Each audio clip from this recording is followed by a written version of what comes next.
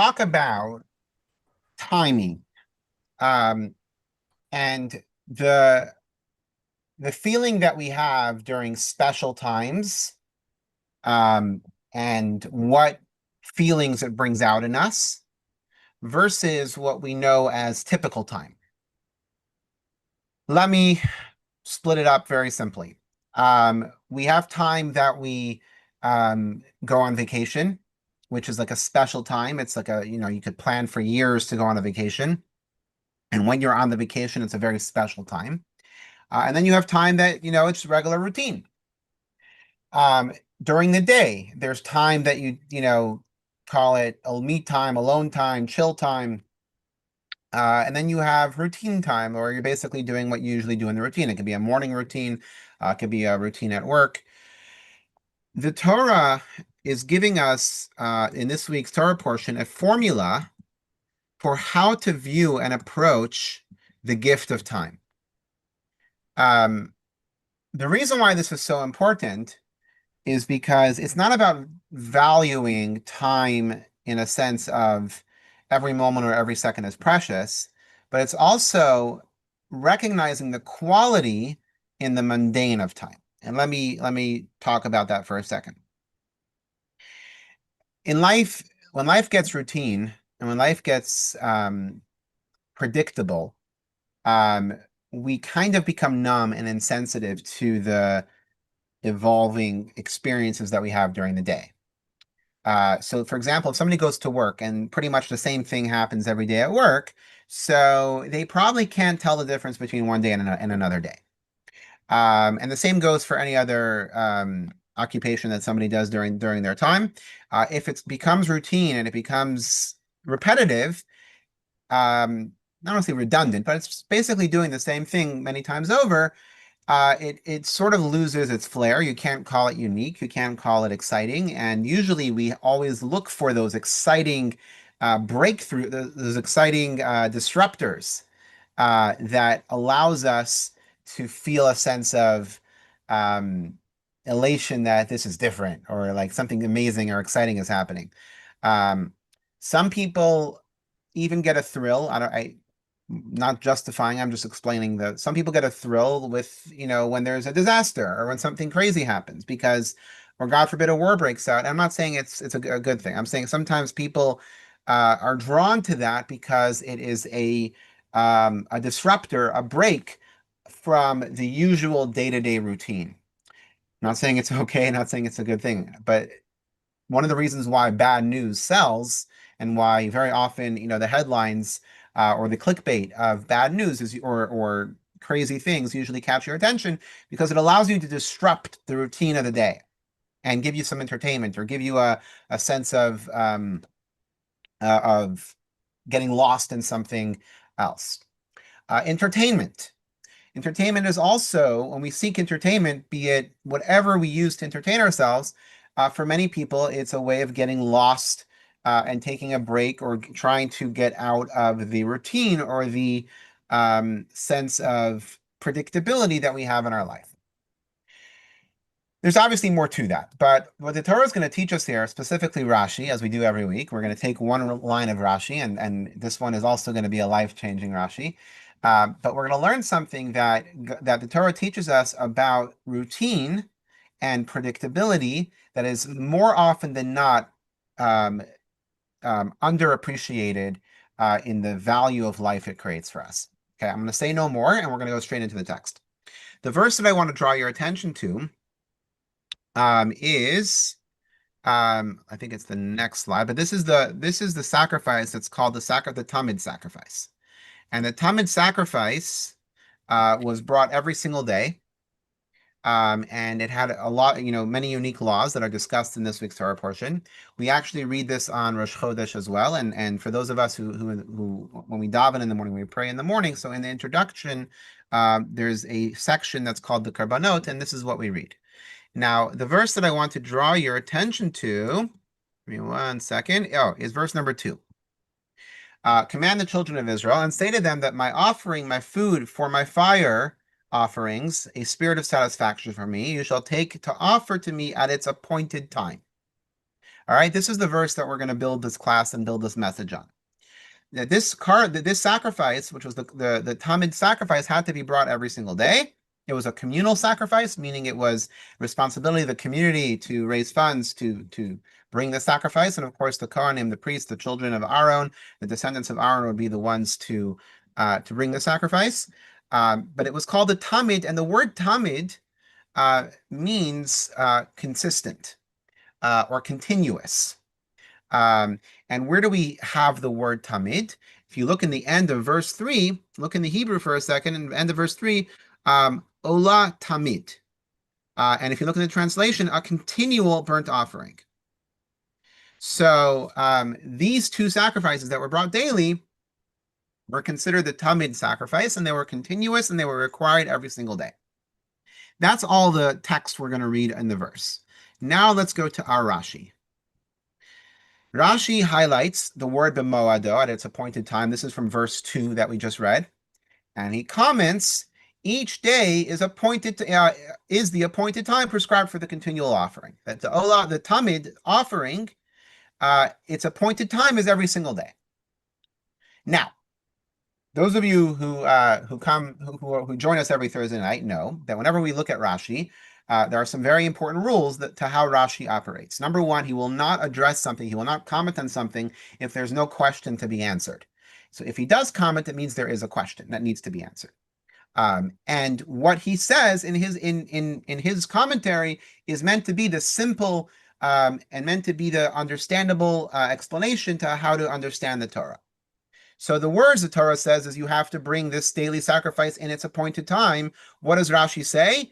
Each day is the appointed time prescribed for the continual offering, that each day is the appointed time. What is Rashi adding here? And what's the question he's trying to answer? What is not understood in the verse? Let's go back to verse 2, right? Hashem describes the impact of this offering, and to bring it at its appointed time. And then the Torah goes on to say twice a day is the Korban Tamid, is this continual offering. So what's Rashi adding, and what question is he trying to answer by saying, what does it mean b'moado and its appointed time? That each day is an appointed time for this Tamid sacrifice. All right, move on, buddy. So that being the case, we need to understand Rashi's question that he's trying to answer, and then what his message is trying to communicate. Now, to understand this, we're going to have to introduce a halachic concept called gavra and chefza. So before we go any further in the text, I want to, and I'll leave this on the screen so that way you could take a look at it and as a preview to the answer section that we're going to get to. But the idea of a gavra and a chefza is a Talmudic or halachic concept that applies to the commandments that we are commanded to do. The word gavra means a human. Gavra is Aramaic for a human being. Chefza means an object. When it comes to a mitzvah, so there's a responsibility on the human being to do the mitzvah, and there's a chefza, there's an object with which to do the mitzvah with. So, for example, we put on tefillin in the morning. So you as the person, or me as the person, is the gavra, as the person that has that responsibility to put on tefillin. And the tefillin itself is the chefza, is the object for which we do this mitzvah with. We need to have both. I have to put on tefillin, and I have to put the tefillin on exactly the way it was prescribed by the Torah and the commentary in order for us to fulfill the mitzvah. If you light Shabbos candles, you as a human being have an obligation to light Shabbos candles with a specific physical item, which is the candle that you are lighting. The mitzvah to say the Shema in the morning, same thing. You have an obligation to say the Shema, and your words, your lips, your voice is the chefza, believe it or not, is the object for which you use to fulfill the mitzvah. For example, if you were to think the words, just to think them, you would not fulfill the mitzvah. You have to verbally say the Shema in the morning and the evening for the mitzvah to be fulfilled. So your lips moving, saying those, verbalizing those words is the chefza, is the object for which you fulfill this mitzvah. The same goes for blowing the shofar, right? So there's the responsibility to blow and to listen to the shofar. And the shofar, so that's the gavra, that's the person's responsibility. And the chefza is the shofar itself. You can't have one without the other, or at least technically, because the shofar you can't just put the shofar on the bima and say, we did the mitzvah of shofar. Or if, let's say, you have a machine that could blow into the shofar and make the sound, will that fulfill the mitzvah? Obviously not, because the person, the human, has to be the one to blow the shofar, and the person has to be the one to listen.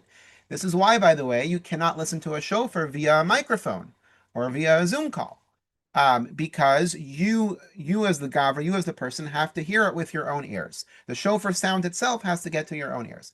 So that's a little bit background about the concept of a mitzvah and how a mitzvah is accomplished.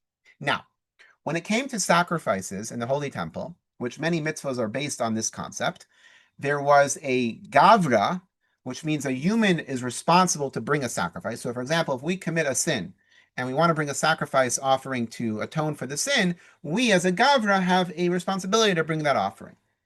The communal offerings, on the other hand, as a community, which in a sense is the gavra, the community as a people have a responsibility to bring a sacrifice, and the sacrifice itself is the cheftza, is the object, the animal that's brought onto the altar is the object of the sacrifice that is the cheftza.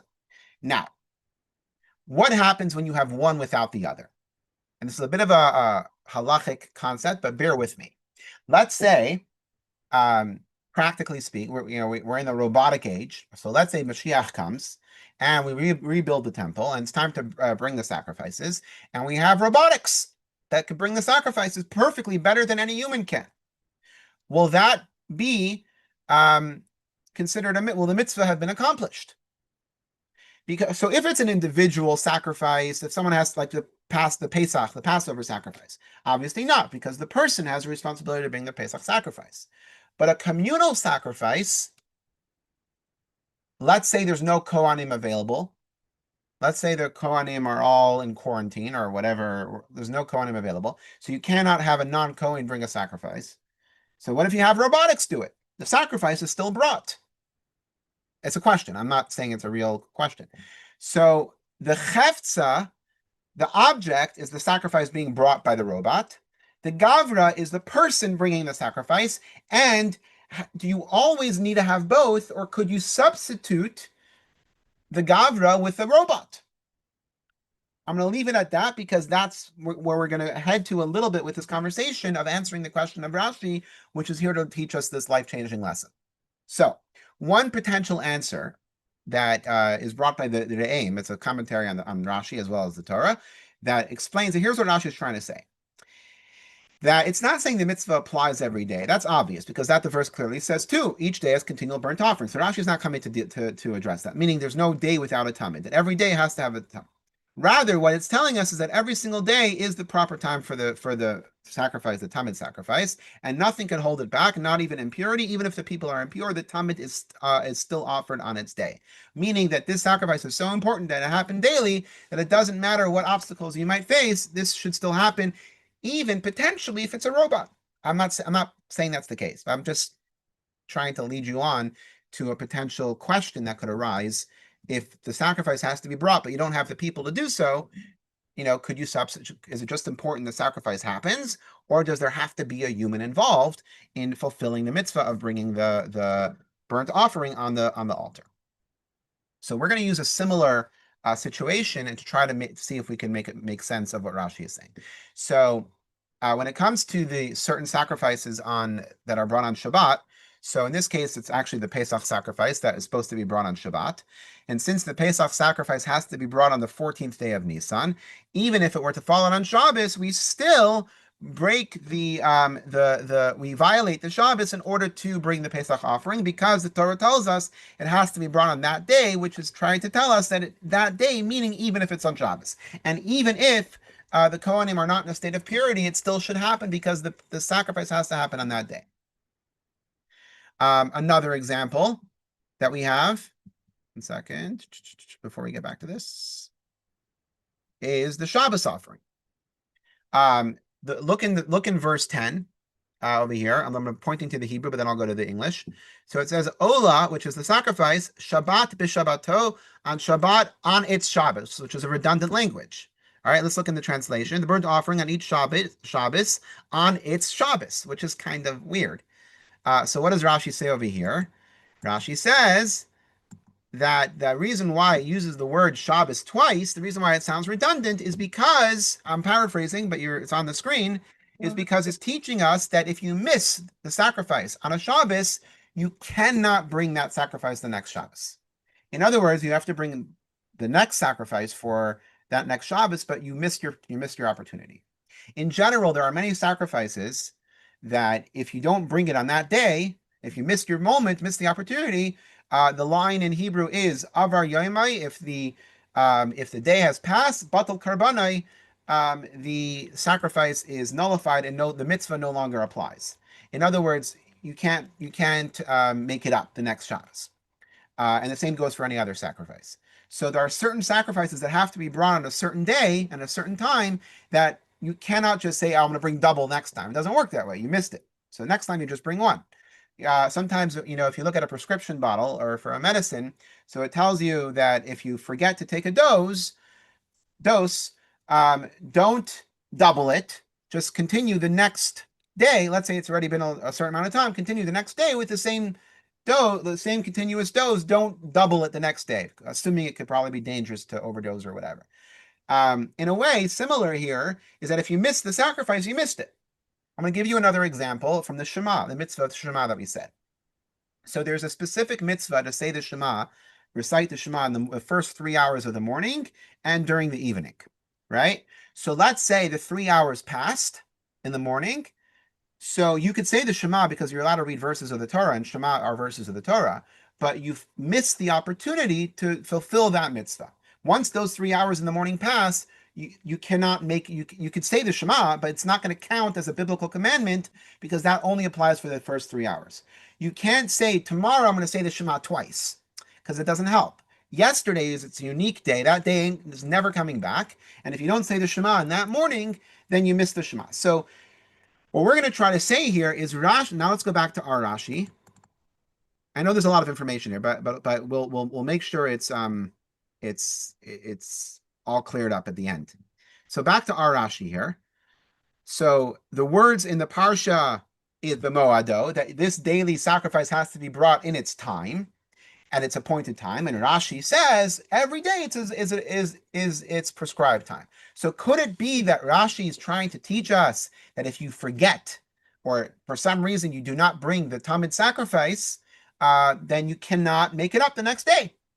It could be Rashi's trying, just like with the Shabbos sacrifice, that you cannot bring the next Shabbos to make up for the previous Shabbos, because once it's passed, it's passed. Is Rashi saying that same thing? Could that be what Rashi is trying to say? We have a problem with that. The problem is that this sacrifice, the Tamid sacrifice, actually has a unique law, and that is that the Tamid sacrifice, sorry, I want to go to a different screen here. The Tamid sacrifice can actually be made up the following day. If you forget to, if the Kohanim forget to bring the Tamid sacrifice, they are allowed to bring that same an extra sacrifice the next day to make up for it.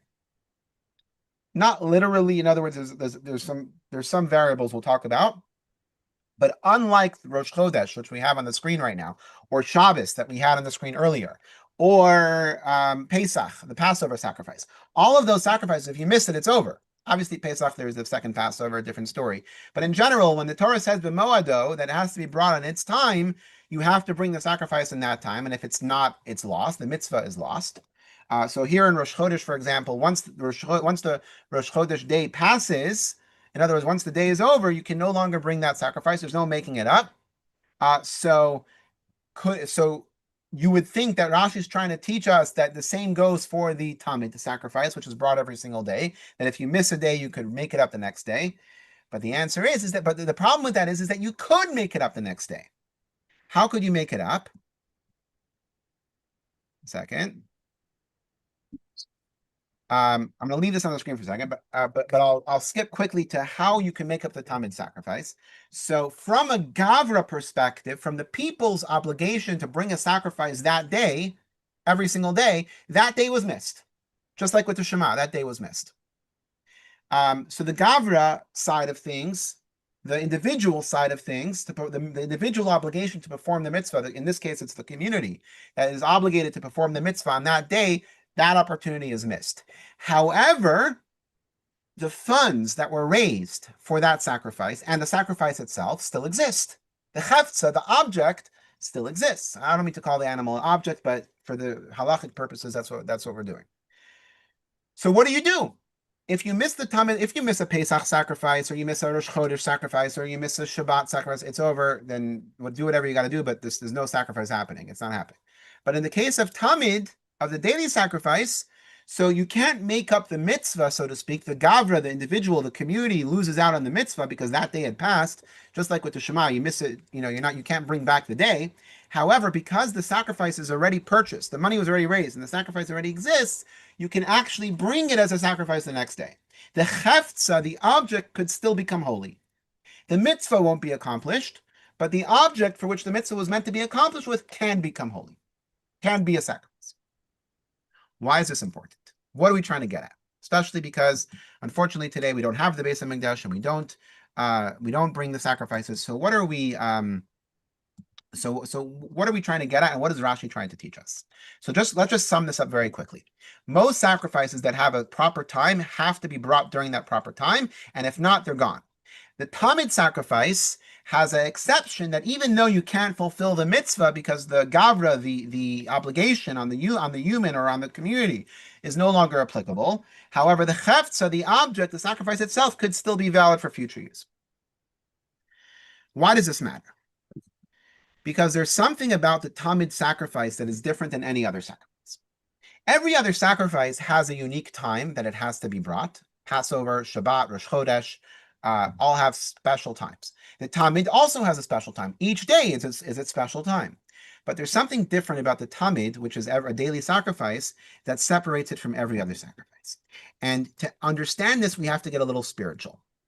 Because the concept of daily brings a unique flair to it, a unique ingredient that Rashi doesn't want us to overlook, and that Rashi wants us to appreciate as a fundamental value of Judaism and a fundamental value of personal growth and personal achievement.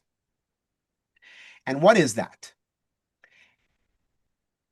In short, it's consistency. It's being able to bring life and vitality to the mundane daily routine. You know those people that even though they might be doing a very mundane job, there was a video that went viral of when you fly on an airplane, so when the plane is pulling out of the gate or into the gate, there's always that person with the two waving glow sticks or whatever trying to direct the plane. So there was a viral video of one of those people who was on the tarmac and was basically doing a dance as they were doing the exact right movements they had to do, but they were doing a dance while they were doing it. And it went viral. I'm analyzing the video for a second.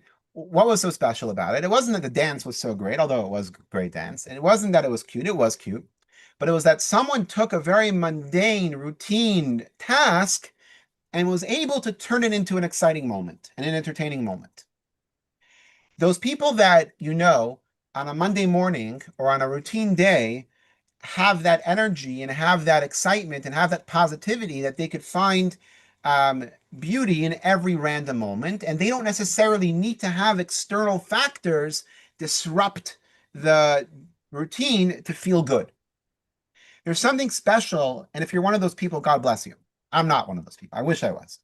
But the idea that you could live a routine life on schedule, eating the same meal on every day if that's what you do, or getting up at the same time every morning, or doing everything you do on a routine, and be able to bring a life as if you're doing it for the first time, as if you're experiencing it for the first time, is the ultimate ability to live in the moment, as well as appreciate the moment regardless of however boring other people or even yourself sometimes might feel that is. And we're going to go into that now. and we're going to examine it from a Torah perspective, from a spiritual perspective, and then we're going to go back and see how Rashi is trying to hint at this as one of the most important values of Judaism. So this is going to get exciting. The Rambam says like this about the idea of building a temple. So it's a mitzvah to build a temple. It's one of the 613 commandments to build a house for God that's ready to offer sacrifices inside. And we celebrate before him 3 times a year. As the Torah says, you shall make for me a sanctuary, right? It's actually on the entrance to Chabad. You shall make for me a sanctuary, even though it's not, we don't have a Beis HaMikdash here at Chabad, but it says that after the destruction of the Holy Temple, every synagogue and every house of study or house of prayer became the replacement for the Beis HaMikdash, for the sanctuary. So now, why is the sanctuary a mitzvah? What is special about the original sanctuary? Well, it was really the Mishkan that was in the desert, but then eventually this is the first permanent one, which is the Beis HaMikdash that was built by King Solomon, and then eventually rebuilt by Ezra and Nehemiah for the second time, and will be rebuilt, God willing, very soon by Mashiach.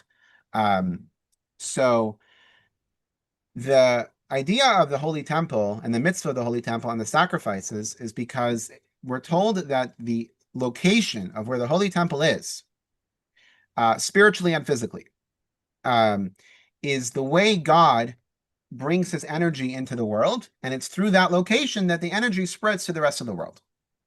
So by building the temple and bringing the sacrifices, we're actually drawing down godly energy into and not just into the temple, and not just into Jerusalem, and not just into Israel, but into the entire world.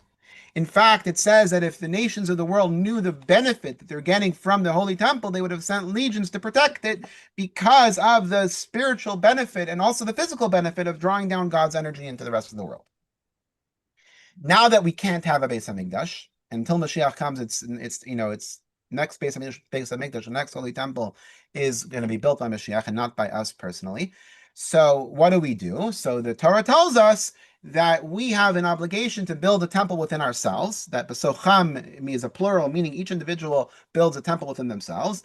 And the idea of a place of gathering, such as a place of study or a place of prayer, becomes the mini temple, and we're basically drawing down God's energy in the mini temple that we have, whether it's a place of study, whether it's your living room where you daven and pray, where you have a table where you bench, where you say blessings.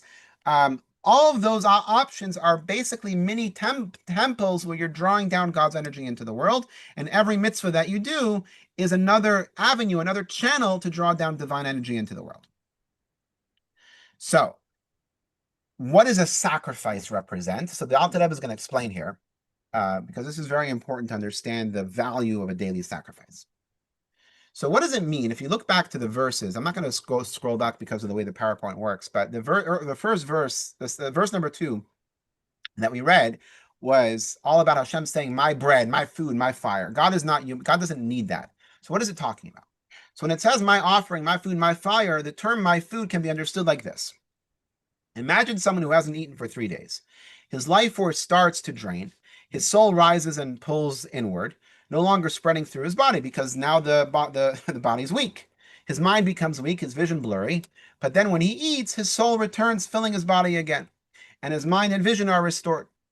We can see that food is what brings the soul back into the body. So, and by the way, I'm just using my own words here. Sometimes if somebody is very weak from some other reason, or like they're pale, they need electrolytes, or they need sugar, or whatever it is. So you can almost see how by giving them that nourishment, you revitalize, you bring the soul back, and their color comes back, their strength comes back, and so on. So as a metaphor, in the same way, to think of this on a higher level, that all the worlds in this universe are considered a body, and the divine light flows through them is like the food that gives them life. This is like the soul above. Just as the soul must spread through the limbs, the food is what brings the soul back into the body. And he's going to continue here, but I'm just going to guess what's coming next, is that by drawing down the godly energy, the spiritual energy through the sacrifices, is like bringing down the food into the body of the world, which brings the soul of the body, which is God, to keep the world in its full capacity. Just like a human body needs to have food and nourishment to fully function, and for all the limbs to do what they have to do and be fully energized, and the body needs food. The world needs the spiritual food of godly energy in order to function, in order to be able to be a healthy world.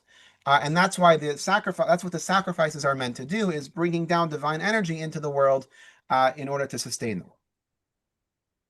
So that being said, what are the sacrifices on the special days like Rosh Chodesh and Shabbos and Pesach, Passover, and all the other holidays? Does the world just need food then? No, because those are special days where you have a bonus energy. But that day is a special day where there's bonus godly energy into the world, so that's why it's a holy day, and that's why some of those days we don't work because we're trying to tap into that holy energy, and so on.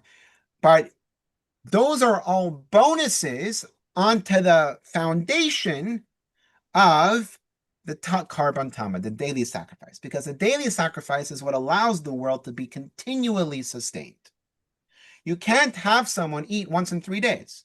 If they do that, they might feel good every 3 days, but their body is going to become very, very dangerously sick and very weak because the body needs to have food every single day and consistently, preferably. The most healthy diets are consistent, and consistent in a way where you're able to build up your body nutritiously in the way it needs to be. I'm not a doctor, but that's what they tell us.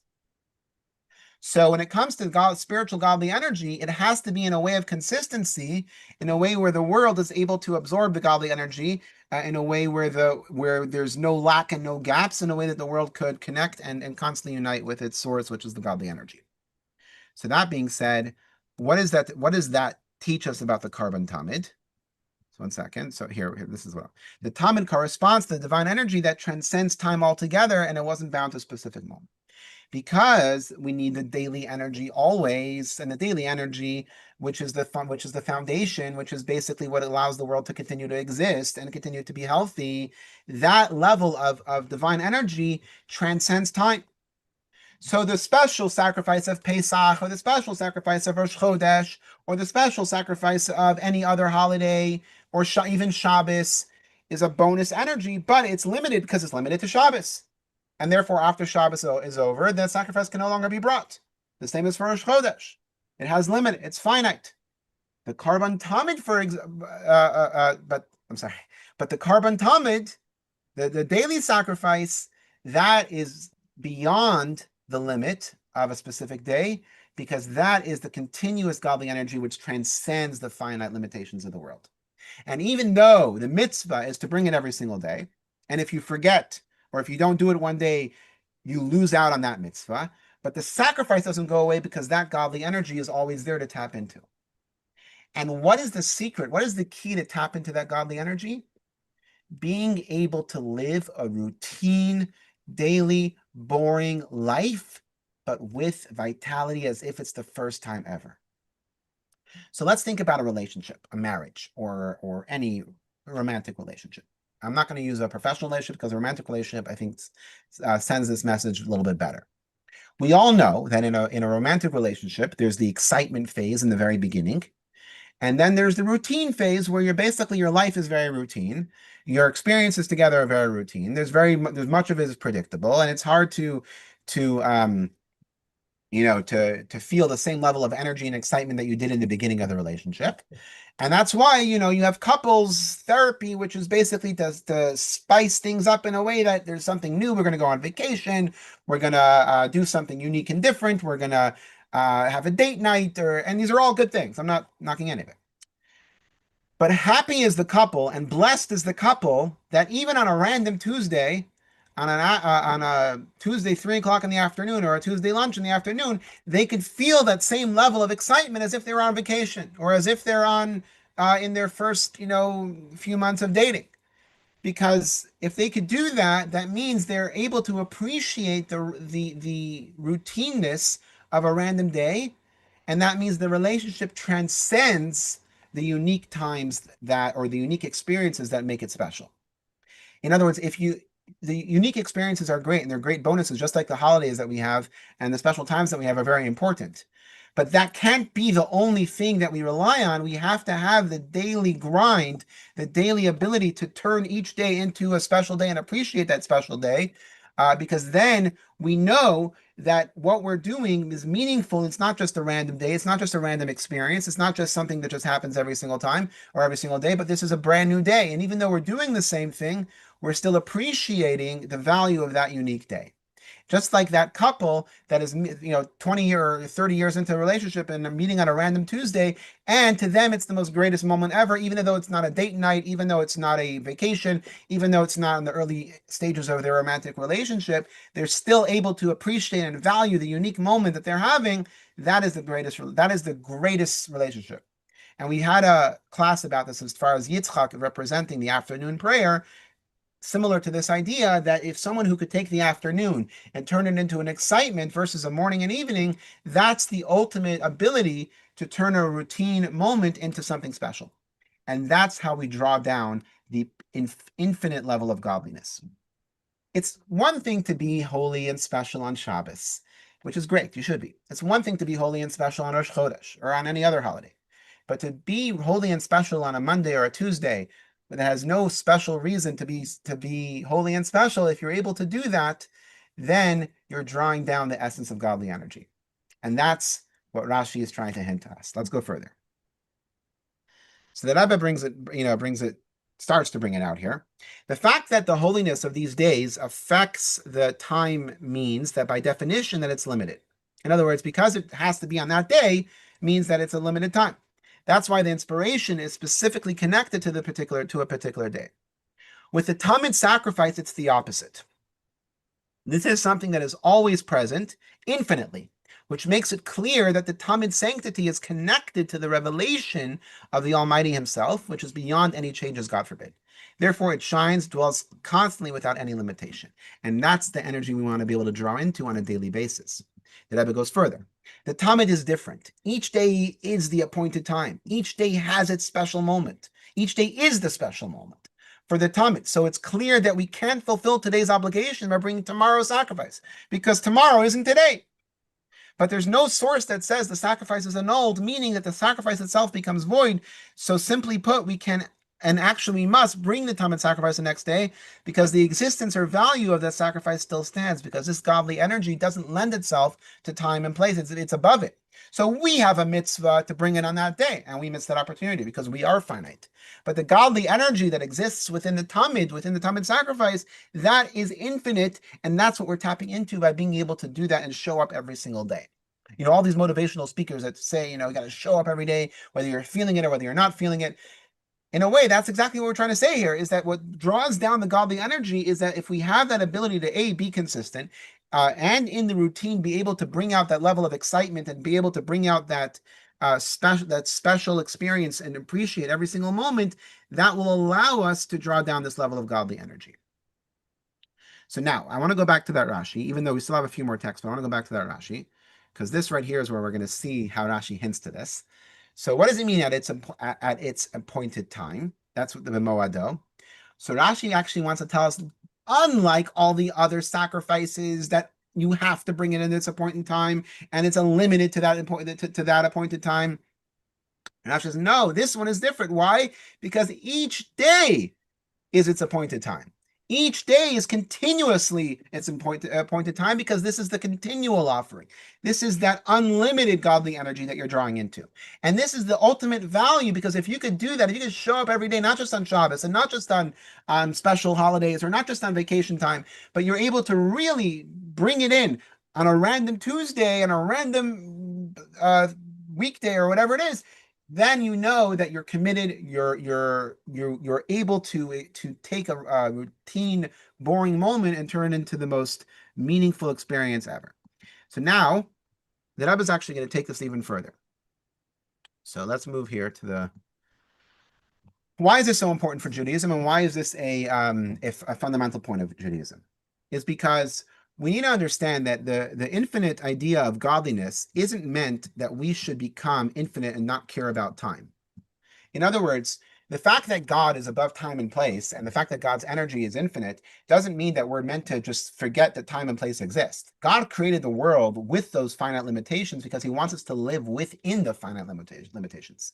But the trick and the purpose is to be able to draw down both and unite both, to have God's infinite energy within the finite time.